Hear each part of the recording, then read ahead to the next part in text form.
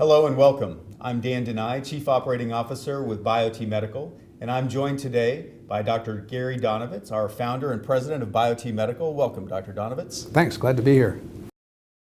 We're here to dispel some of the myths that are going around today about all of these testosterone studies that we see out there, the PLOS study, the study that shows up in JAMA, the VA study.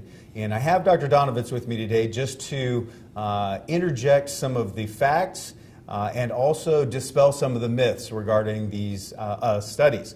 So we're going to start out and talk a little bit about the PLOS study. And Dr. Donovitz, what were you struck with when you saw and read the PLOS study? Well, the PLOS study was set up to retrospectively look at a large series of men and see whether there was an increased risk of myocardial infarctions or heart attacks in these men. It's interesting because they set the study up with no laboratory, no looking at testosterone levels, no looking at estradiol levels, none of the things that we know are important. And then they reported that men who had an age over 65 had an increased risk of heart attack. That's just not true. So I went back and looked at their data, and the fact of the matter is, if you're between 55 and 60, you have no increased risk. Between 60 and 65 and no heart disease, no increased risk. Between 65 and 70, no increased risk. Between 70 and 74, no heart disease, no increased risk. If you're over 75, you did have an increased risk, but that's just not the lion's share of patients that you're going to see. Most of your patients are going to be less than 75. In the study, there was a number of people who had comorbidities like hypertension, diabetes, lipid problems that have gone untreated for so many years. They had severe vascular problems right from the get-go. So that was a huge problem in the study. But so the fact of the matter is, not until you get to 75 without heart disease did you actually have an increased risk. So I find it interesting that they're drawing this parallel to saying, yes, you had a heart attack or heart disease, and it was because of testosterone. Just doesn't add up, does it? No, and when you look at their own data, it didn't add up because there was no increased risk in those other age groups. Furthermore, the median age in that study was 60 years old. So that's a bit of a problem because you're starting people on hormone therapy way later in life. And what we do at BioT is we optimize hormones when they really start becoming decreased, right? 30, 35 years of age in men many times, maybe 40.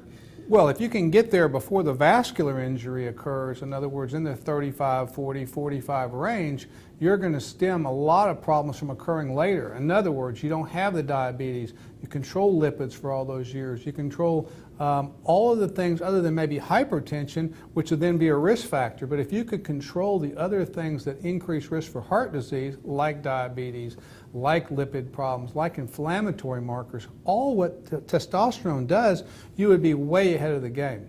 So Dr. Donovitz, let's also then talk about this article that appeared in JAMA. We talk about the PLOS study, we understand the really inaccuracies and really the summary that they come up with really didn't add up for us.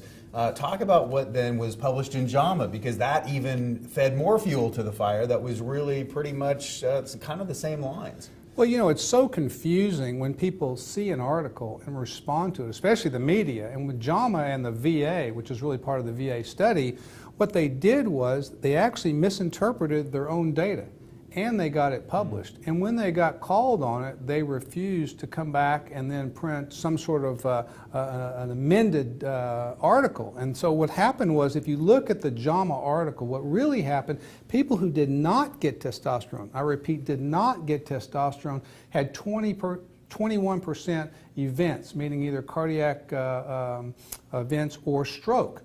Only 10% of people who got testosterone had events.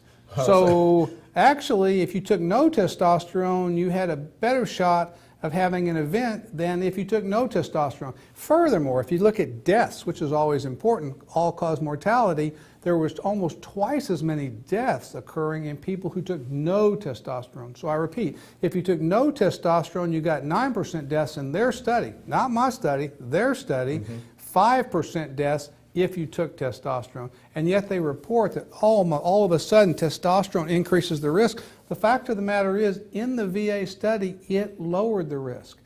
And the study was really kind of crazy from the very beginning. They took 23,000 men. And they said, you know what, if you have a testosterone level above 300, which can also be low, as we know it should be upwards of 800 to 1100, for them, they said if it's above 300, we're going to exclude you. Wow. So now they took only people less than 300 to include. If you were on testosterone and you got in the study, they excluded that data also. So they only wanted men off testosterone who got an angiogram.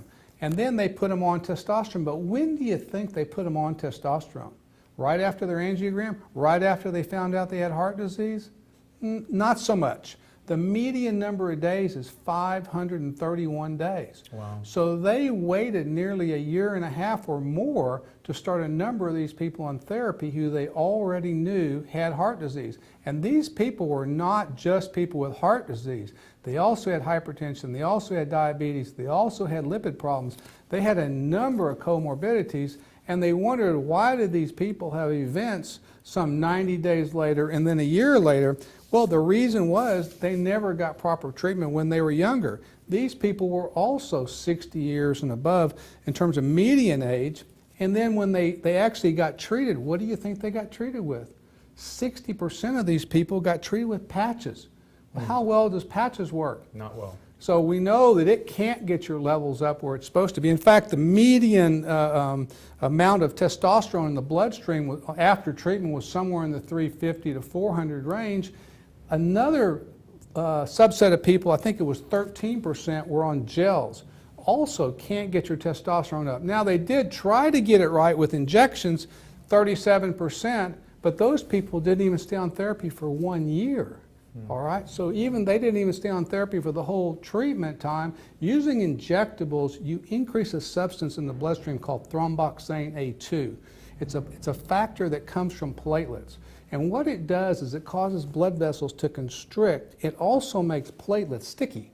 So if you have an angiogram and you have a decrease in the arteries, and then you make platelets sticky, and then you constrict blood vessels, what do you think is going to happen? Bad things happen. Bad things happen. So a number of things about this study. One, they used the wrong product, the wrong delivery method. They never got the hormones optimized, so you can't expect the same outcome. It's just like the Women's Health Initiative. You know, you use the wrong product, the wrong route of administration, and synthetics, or in this case where they use gels and patches, you still don't get optimization, and it's a big problem. And if you look at people that were in the study, they didn't even like the therapy. So what do? They only quit taking the medicines. In fact, nearly 20% of the people in the VA study filled one prescription. Wow. So they use a little bit of the product, and then it sounds like the study tries to tie those cardiovascular events to that one dose or that one time that they use their prescription. Doesn't really make a lot of sense, does it? No. So if you're going to take a drug or a therapy and you don't optimize and you don't use the right route of administration and you don't follow lab work, because remember in this study, if you remember the PLOS One study, there was no lab work. In this study, only 60% of the men ever got repeat lab work. How do you know that you had those people optimized? Well, you don't. So no lab work, no optimization, you can't expect a great outcome. And even doing it that way, even as backwards as the study was, they still found that people on testosterone did better than people off testosterone. So it's just kind of shocking to see that the headlines don't really match up to what the study is saying, but yet the public grabs onto the headlines. Doctors are grabbing onto the headlines, and they're really not coming to the right conclusion, are they? Well, they're getting further away, and part of it is really big pharma. They're going after guys who will speak for them. There was a gentleman who came out in the Wall Street Journal. Are you talking about Dr. La Pluma? La Pluma. Yeah, La Pluma came out in the Wall Street Journal, and he said, you know, people are just going crazy over testosterone therapy because 3 million prescriptions for androgel were written last year. Well, that's just ridiculous because androgel won't work, as does Axiron not work, as does Testum not work. So people are getting the wrong product. But then he goes on to say, you know, which is semi-accurate, that testosterone deficiency is not being treated with blood levels and optimization. He did get that right. But then his conclusion is completely bizarre because he says, why are we treating men with testosterone for a completely trumped up disease? Well, how can low testosterone be a trumped up disease when we know from multiple studies across the world that it causes a bunch of problems? Increased cardiovascular problems, increased Alzheimer's, increased prostate cancer, increased osteoporosis. It makes you feel terrible. It makes you tired. You don't sleep well. It causes problems with ED. It causes problems with diabetes. So if it's a trumped up disease, why do people have all these problems when they have low testosterone? He completely missed it. You know, it's interesting, not just from his side in men with testosterone, there was an editorial written in JAMA right at the end of 2013 by a doctor who was at Harvard. She's a professor. And she went on to say that the Women's Health Initiative did so much to help women and their health, which is amazing to me. Because the reality is the Women's Health Initiative was a horrible study. There was all kind of flaws. Even their investigators admitted there was flaws, and they keep repeating the same bad data, bad outcome, and scaring people. And if you look at the data out there, more women have died because of that study than would have been healthier had they continued their medication. She goes on to say that for the $1 billion of taxpayers' money that we spent on that study, the Women's Health Initiative, the biggest legacy was we figured out that between men and women that they're different sexes. Men have penises, women have vaginas. That's the takeaway. For $1 billion. For $1 billion. I'm pretty sure we all knew that ahead of the study, but she felt like that was a big takeaway. Yeah, I don't understand what it is. I mean, why? I mean, it makes sense for the scientific brain to deduce and say, if we have a problem, find the solution and not mess up with or not consider and try to fix that, fix the problem with the solution with a skewed amount of data. To me, doesn't make sense. I don't follow that along at all, and it seems like that's just becoming more and more prevalent, and I'm not sure why. Do you have any answer for that or any opinion on that? Well, I really think that Big Pharma is figured out that they can't advertise and make statements that they're making and back them up with any studies that are done on an individual basis. In fact, there have been a number of studies that have looked at testosterone therapy. The interesting thing about that is whether they were done by pharmaceutical companies or individuals, most of the studies, 99% of them, have shown no increased risk of cardiovascular disease, and a number of them have shown protection.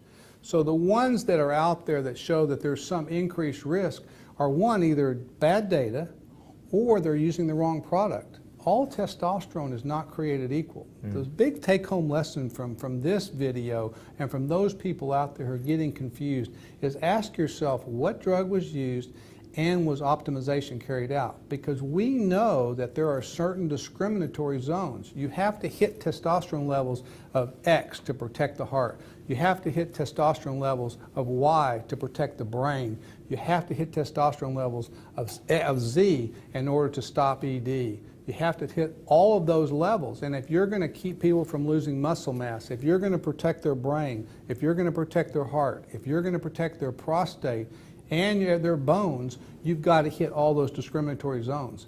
When you're not looking at lab work and you're not optimizing, you're not hitting discriminatory zones, and you can't do it with all products. So all products are not created equal. That's the take-home lesson. And so it's amazing to see that people that do pellet therapy, for instance, see the relief in all of those or many of those areas that you were just referring to.